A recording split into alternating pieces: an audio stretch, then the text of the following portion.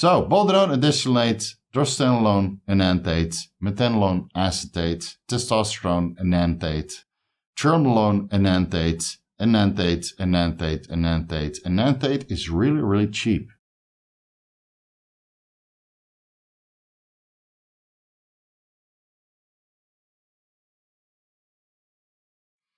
Vigorous Steve here. Since you guys like that most bang for your buck steroid esters video so much, I'm going to do another one. But this one is in the context of money. So the previous one, you can watch it here if you haven't already. The previous one was in the context of the most amount of active pharmaceutical ingredient you can get from a single administration of 1 milliliter. So that was the handicapped. So you see that the esters with a longer half-life usually contain more actual active pharmaceutical ingredient, as the ester allows for more steroid molecules to be suspended in a solution. So you see that the concentrations of testosterone enanthate with 250 milligrams per 1 milliliter would result in 180 milligrams of actual testosterone, giving you the highest amount of testosterone contained within a 1 milliliter testosterone ester formulation. And the same was for boldenone endicillate, for example. So watch that video if you haven't already. In this video, we're going to figure out which of the steroid esters actually give you the real most bang for your buck, because we're going to calculate which of the esters is the cheapest on a milligram for milligram basis. So we'll compare the testosterone esters, the boldenone esters, right, the nandrolone esters, etc. We'll compare all the esters within this video and figure out which one is the cheapest for a set amount of milligrams that you're going to get. And that is the active pharmaceutical ingredient, so not the steroid molecule plus ester attached. That's the actual steroid molecule, the one that it's going to be bioavailable and the one that's going to give you results, right? We're not getting results from the ester besides changing the pharmacodynamics for stable serum concentrations. Now, I did a lot of research over the last couple of days. A lot, guys. That's why this video took a little bit longer. That's why there was no videos in the meantime. I took a couple of days of research to figure out which products are on the market now. Because honestly, I've handicapped myself to pharmaceutical grade compounds. I haven't really dived into the underground lab scene for a while.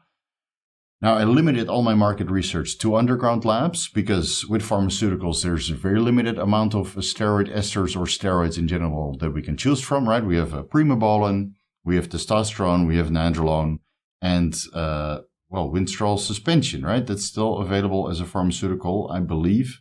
I haven't seen Zambon's Desma in a while, but I believe there's still winstrol suspension out there somewhere as a pharmaceutical. So that's pretty much it. But the boldenone, the trestosterone, the trenbolone, right? All those compounds are not FDA approved. They're not available as a pharmaceutical. Masterone and trenbolone used to be FDA approved, but no longer available as a pharmaceutical. And boldenone is still available as a veterinary medication. But that concentration is 50 milligrams per 1 milliliter. And, needless to say, it's not very cost effective and it's not very injection friendly if you want to get up to a decent amount of boldenone for your cycle. So I forgo the veterinary grade boldenone in this scenario. I'm only focusing on underground labs. I've done some research on the steroid index websites where they list a couple sources, right? So I went with the most popular ones to include within this market research. I went through a couple of the popular private or secure email sources. So those are the Proton Mail sources, the Tutanota sources. I remember sources on Countermail, but I could not find any anymore. So I guess Countermail is out nowadays. That's no longer popular. It's either Tutanota or Proton Mail. So I took a couple of those sources.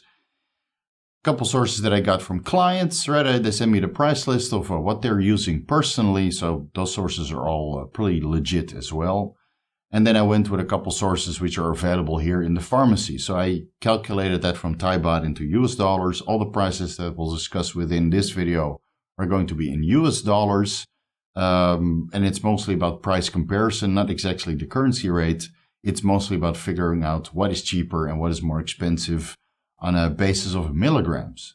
And guys, I really spent a lot of effort trying to find particular esters, or even the niche esters for particular steroids, but some of them are not very popular, apparently. Some of them I could only find 2 sources on their price list. So for example, boldenone acetate, or dihydroboldenone acetate, or tristolone enanthate.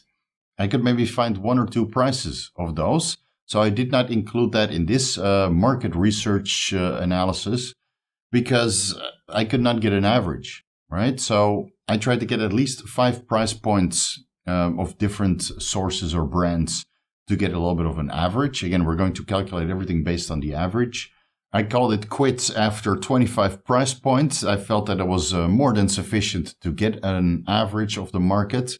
So after I figured out 25 prices of a testosterone propionate, enanthate, or some of the other popular items which are found in most sources, I called it quits. I left it there. 25 price points is usually sufficient to draw a suitable average.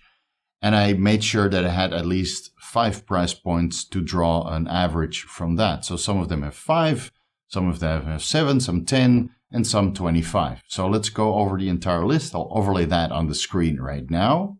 So these are all my price points in my couple days of market research. I'm not going to tell you which sources. Most of these sources have a good reputation, so let's just leave it at that. Some of them are a little bit more expensive, some of them a little bit cheaper. I did not include prices which were overly expensive, and I did not include prices which were overly cheap, right? And I always get a little bit dubious.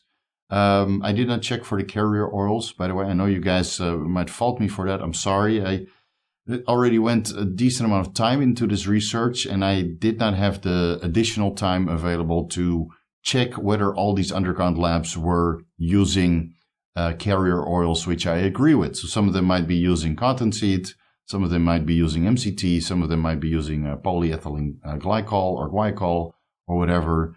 I did not make a discrepancy or a difference between testosterone suspension in water or testosterone base in a carrier oil or synthetic solvent. I didn't do the same for trans suspension or winstrol suspension. Whatever steroid esterless base was available, regardless of carrier oil or water, I included the price. So I try to go with a price point that I feel was not too cheap, to the point it raises suspicion. Is that 100 milligrams per 1 milliliter actually 50 milligrams or a cheaper ingredient? And some of the underground labs are a little bit pricier than others, and I have no idea why. Maybe they do some additional quality control, or it's simply branding, right? Different shoes have different brand recognition and come in different prices. So some of the sources are a little bit cheaper, some of the sources are a little bit more expensive. I'm just here for the average. So I did the research for the following steroids and esters: boldenone cypionate, boldenone deculinate, dihydroboldenone cypionate, masterone, drostanolone propionate, and drostanolone enanthate. I believe I also saw drostanolone phenylpropionate, but I did not include that because I only saw it once or twice in my market analysis. Nandrolone phenylpropionate, nandrolone decanoate. I saw phenylpropionate in 200 milligrams per 1 milliliter, but I did not include those. Again, not so many price points, and I felt that the average was pretty comparable regarding the price when it comes to a milligram dose, whether that's phenylpropionate at 100 milligrams per 1 milliliter or 200 milligrams per 1 milliliter. Keep in mind that a lot of these sources, I'll interject a little bit, a lot of these sources have a higher dose than what is commonly used. So I saw decanoate, nandrolone decanoate for 300 milligrams per 1 milliliter, 400, 500, right? Same as with the testosterones or these funky mixes with 7 different esters. So I only took the prices of the compounds which were similar in dosages as the pharmaceutical or the generally used dosages for particular steroid esters, right? So that's boldenone and deculinate at 300 milligrams per 1 milliliter, not 250 milligrams per 1 milliliter or 500 milligrams per 1 milliliter. I only took the prices of the concentrations which were identical to the ones you see in this list because, right, a higher concentration might alter the price point. And it's very difficult to calculate the cost of a vial, the cost of labeling, serial codes, anti-counterfeit system, right, into the milligram dose. So you see that higher concentrations are generally a little bit cheaper when you boil that down on a milligram basis compared to lower concentrations. So again, the concentrations you see in this video are the price points that I took from all the lists of the underground labs. I did not recalculate that to a higher or lower price point because that would not really be an accurate representation of the true price. Where were we? All right, testosterone suspension, acetate, propionate, enanthate, cypionate, undecanoate, and cystenon 250. I also saw testosterone phenylpropionate. I saw testosterone isocuproate. I did not include those. I saw testosterone decanoate. I did not include those because those are generally found in cystenon 250. And I did not include the cystenon 350 or the 300 or the 150 or whatever, right? Only cystenon 250 prices I took into the market analysis. Tristellone acetate, I could barely find tristellone enanthate, trembolone suspension acetate, enanthate, and hexahydrobenzyl carbonate, that's the parabolan, and winstrol suspension. Now you see all these price points. You see the percentage of the active pharmaceutical ingredient, the percentage of the ester, and the net amount of active pharmaceutical ingredient you would get for that particular concentration, which is commonly used for particular steroid esters. And here are the average costs.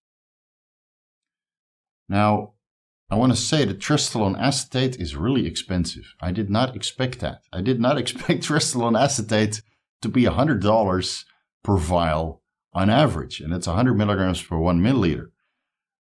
And in my market analysis, you see that tristellone acetate, even though you get more milligrams per injection of 1 milliliter, considering that the concentration is the same, primobolan, methanolone enanthate, at 100 milligrams per 1 milliliter, is $5 cheaper than tristellone acetate.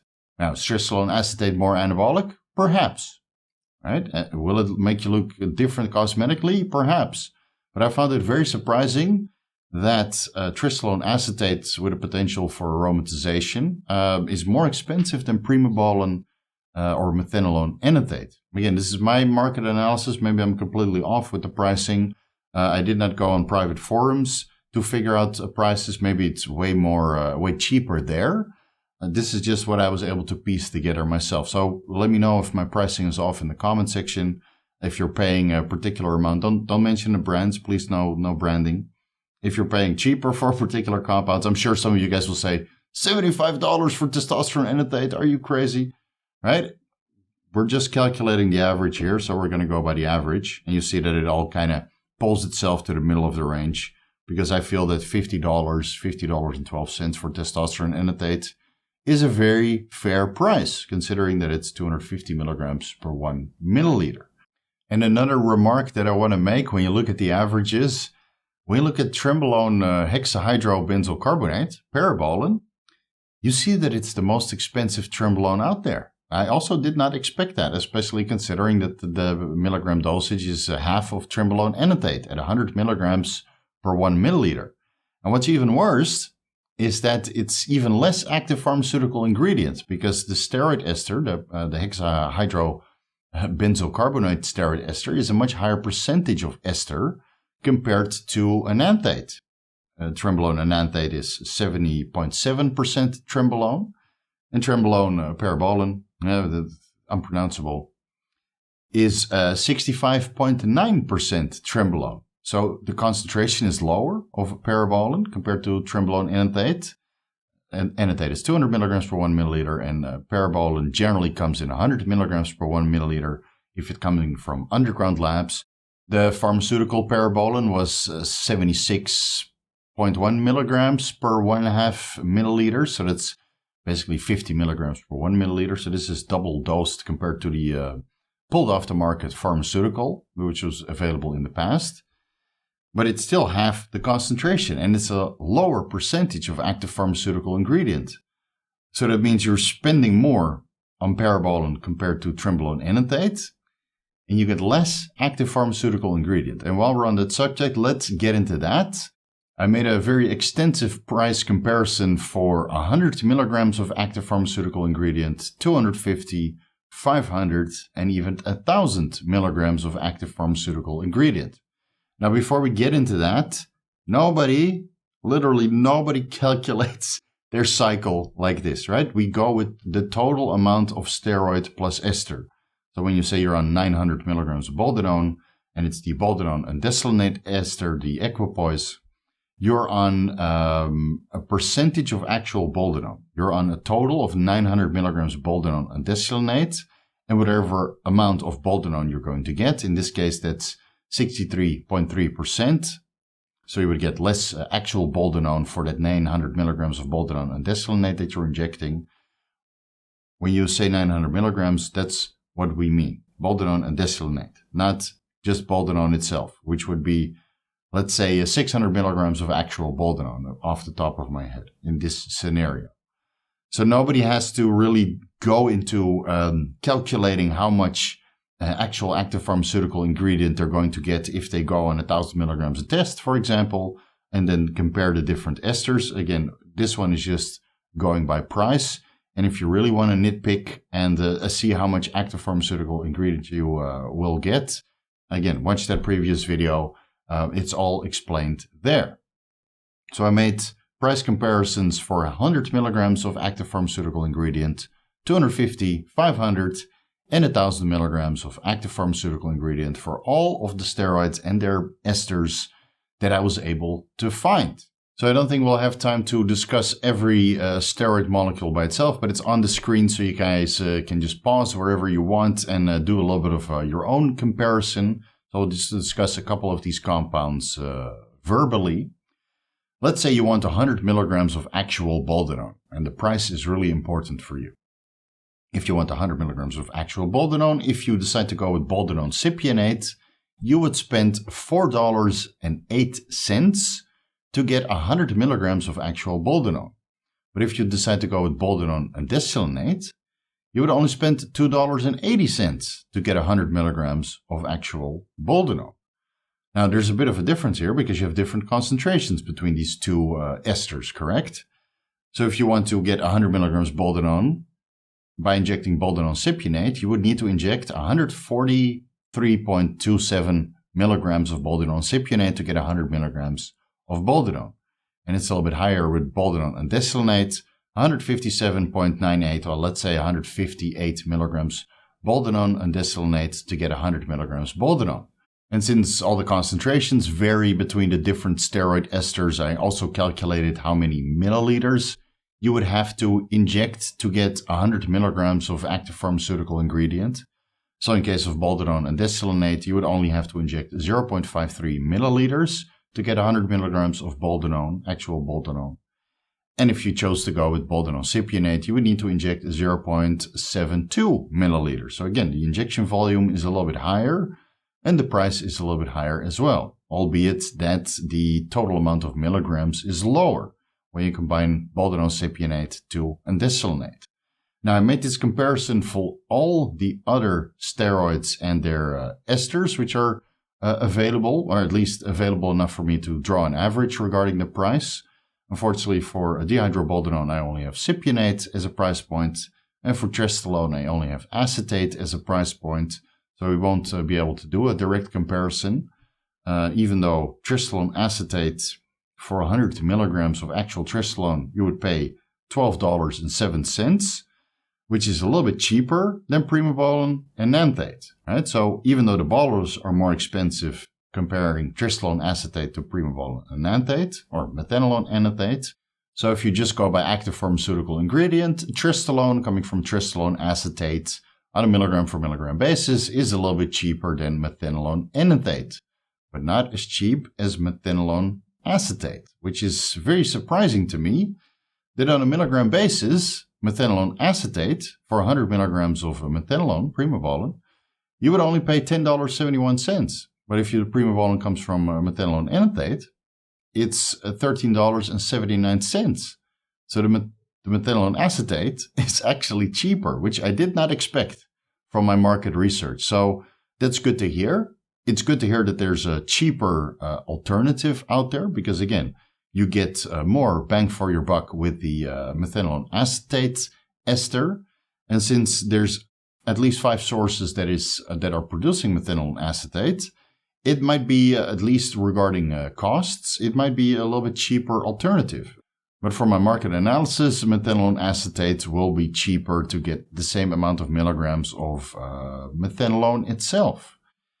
Just again, be forewarned of the post-injection pain, and I'm not really sure what kind of carrier oils that they're using. So even considering that the price of Bayer Rimabolins is substantially higher, my initial thought would always be to lean towards Bayer Rimabolin over underground methanolone acetate, considering that it might not be accurately dosed sterile or actual methanolone acetate. And if it is sterile and accurately dosed, and the active pharmaceutical ingredient is 100% methanolone acetate, the post-injection pain would probably be a little bit too discouraging for me, and I would gladly pay a little bit more for pharmaceutical.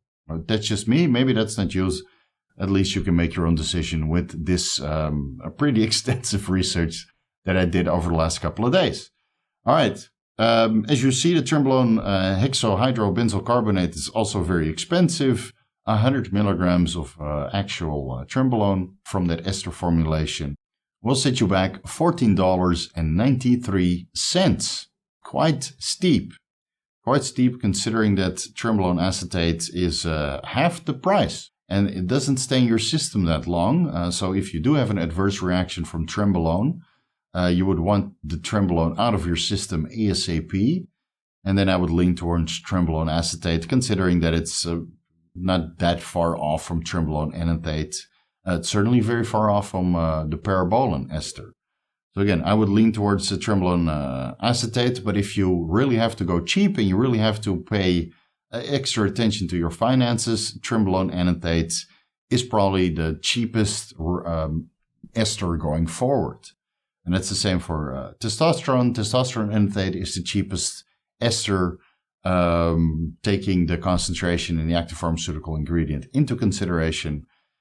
Testosterone enanthate at 250 milligrams per 1 milliliter, resulting in 180 milligrams per 1 milliliter of actual testosterone. If you want 100 milligrams of testosterone for an injection, you would only pay $2.78. You would need to inject 139 milligrams of testosterone enanthate, or 0.56 milliliters. And of course, I also did this for 250 milligrams of active pharmaceutical ingredient. We're going to scroll through that quite fast, so just hit the pause button if you want to see the overview. Next is 500 milligrams of active pharmaceutical ingredient. And then after that is 1,000 milligrams of active pharmaceutical ingredient. I did the calculations, so you don't have to. You just have to pause the video to get an overview of all the results I was able to get. So again, I would say that's another point for testosterone enanthate being certainly the most cost-effective and also one of the best steroid esters that you can inject for the most amount of milligrams of active pharmaceutical ingredient being testosterone for a single 1 milliliter injection, 1 milliliter injection depot. Testosterone enanthate wins on the amount of milligrams that you get for a 1 milliliter injection. And it also wins price-wise. It is the cheapest way to get testosterone in your system. Besides the endogenous testosterone that you produce, given that your hypothalamic pituitary testes axis is functioning as it should be. And then if you want a little bit more, testosterone enanthate is probably the cheapest way to go. What I did not expect also is that testosterone cypionate is so expensive. Really, it's almost 150% more expensive than testosterone enanthate. Now, during my market analysis, I also saw that testosterone cypionate came in concentrations of 250 milligrams per 1 milliliter. Actually, I was able to fill up the price comparisons quite fast with testosterone cypionate of 250 milligrams per 1 milliliter. But when I did the averages, it was actually quite comparable. I still came up to an average of $3.50 for 100 milligrams of testosterone coming from a higher dose testosterone cypionate formulation. It might be a little bit more cost effective, a 250 milligram per 1 milliliter testosterone cypionate formulation over the 200 milligrams per 1 milliliter formulation. Man, what a mouthful. But But again, this is the pharmaceutical concentration that's generally found, again, within the testosterone cypionates from Pfizer or Watson, or whatever the pharmaceutical produces test SIP. So I took that price point. But again, I just wanted to tell you guys that at 250 milligrams per 1 milliliter testosterone cypionate is a little bit cheaper, again, because the concentration is higher. How that reflects on the carrier oil and the solvent, I'm not really sure. That's something you're going to have to figure out. I'm going to stick with testosterone enanthate being available as a pharmaceutical quite readily here in Thailand. I hope that gives you some insight on which ester is cheaper compared to other esters when it comes to particular steroid ester formulations, because that also plays into your decision-making process. And then if you go for the cheapest compound or the most bang for your buck regarding the amount of active pharmaceutical ingredient per 1 milliliter injection and the amount of active pharmaceutical ingredient for your dollar, then you'll have to look at the carrier oil and just make sure that it's sterile and hopefully contains the actual active pharmaceutical ingredient that you're trying to inject, right? That you decided to go with. Because that's always a risk that you run with the underground labs. So let's confirm at the end of this video which of the steroids and their particular esters actually give you the most bang for your buck. The cheapest, which are the most sustainable financially, not in a context of health, but purely from a financial standpoint. If you go with boldenone undesyalinate, that's the cheapest of the esters that's available. Unfortunately, I could not compare with boldenone acetate. But it's probably safe to say that boldenone undesyalinate is your cheapest option. Again, I have no price points for dihydroboldenone because I was only able to find prices for cypionate and the same for tristalone acetate. So I have no comparison there. You'll have to make do with what's available. When it comes to drostanolone, enanthate is the cheapest option. When it comes to methanolone, primobolan, acetate is the cheapest option, surprisingly. I did not expect that, but hey, the market analysis tells us that methanolone acetate is cheaper than methanolone enanthate. Nandrolone decanoate is cheaper than phenylpropionate. Again, all when it comes down to the active pharmaceutical ingredient being the nandrolone or the methanolone or drostanolone or the boldenone or the testosterone or the trenbolone, right? We're basing this off the active pharmaceutical ingredient. Testosterone enanthate is the cheapest. Trenbolone enanthate is the cheapest. Surprisingly, parabolan, it's kind of like a novelty thing nowadays, right? It used to be very popular and people will still hype it up. Let's double the price. It's literally double the price. I did not expect that either. So, boldenone undesyalinate, drostanolone enanthate, methanolone acetate, testosterone enanthate, trenbolone enanthate, enanthate is really, really cheap. It's a really cheap ester, guys. It will give you the most bang for your buck.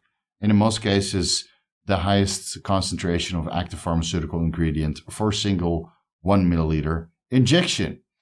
Thank you guys so much for watching. I hope it was helpful. Feel free to pause this video at any point in time so you can take some notes for yourself. If you're looking for the most comprehensive guides to bodybuilding pharmacology, you can find the ebooks on my website, vigorsteve.com/shop.